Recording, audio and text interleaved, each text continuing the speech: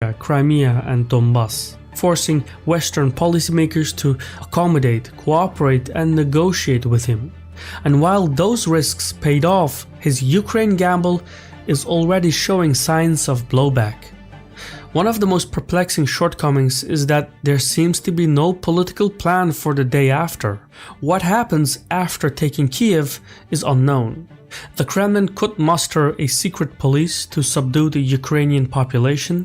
It could also stage an election and put in power a pro-Russian government body in Kiev. Call it Vichy Ukraine, but the authority of that body would be questioned by foreigners and Ukrainians alike. Much like the American lack of political planning in Iraq and Afghanistan, Russia would enroll in an unwinnable occupation. Instead of a stable buffer space that the Russians wanted, Ukraine would turn into a highly volatile conflict zone that could also spill over into Russian territory. The ultimate result would be the opposite of what the Russians set out to achieve. What's more, a quagmire in Ukraine wouldn't be something the Russians could walk away from, since it wouldn't be some faraway overseas operation but a large neighboring state. The Ukrainian public would likely reject Russian occupation as much as they would reject puppet rule in Kiev, and no amount of repression would change the hearts and minds of Ukrainians.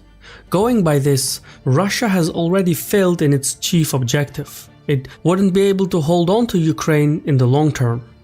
Now, admittedly, the new puppet government in Kiev, with the aid of Moscow, would have more success in eastern and southern Ukraine. But Putin wouldn't be able to turn Ukraine into a submissive state like Belarus. The Russian occupation and subjugation of Ukraine could never work in practice owing to Ukraine's territorial size and the population's recent memory. So while in the past Putin rejected Ukrainian nationhood, calling it an artificial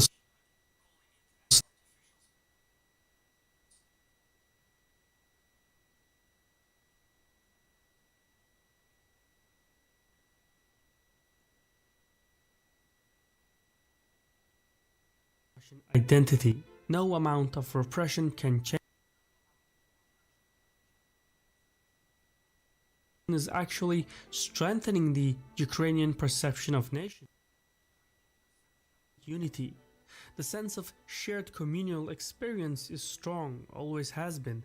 Nations, after all, are born on the battlefield and forged by stories. With each passing day, new stories are added to the Ukrainian chronicles. Think of the president who refused to flee the capital, the soldiers from Snake Island, the ghost of Kiev, or the woman who told Russian soldiers to put seeds in their pockets so sunflowers will grow when they die.